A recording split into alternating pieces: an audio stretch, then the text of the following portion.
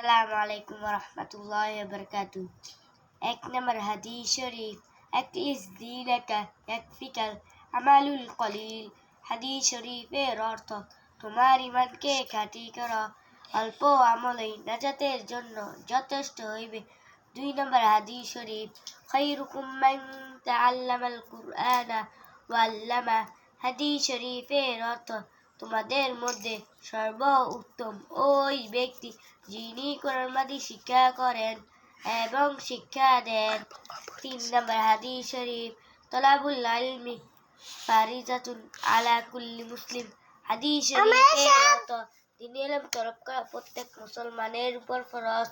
৪ নম্বর হাদিস শরীফ, আত-তুহুরু শাতরুল ঈমান। হাদিস শরীফের অর্থ, পবিত্রতা ঈমানের অঙ্গ। ৫ নম্বর হাদিস শরীফ, মিফতাহুল জান্নাতিস সালাহ। নামাজ বেহেশতের চাবি। আসসালামু আলাইকুম ওয়া রাহমাতুল্লাহি ওয়া বারাকাতুহু।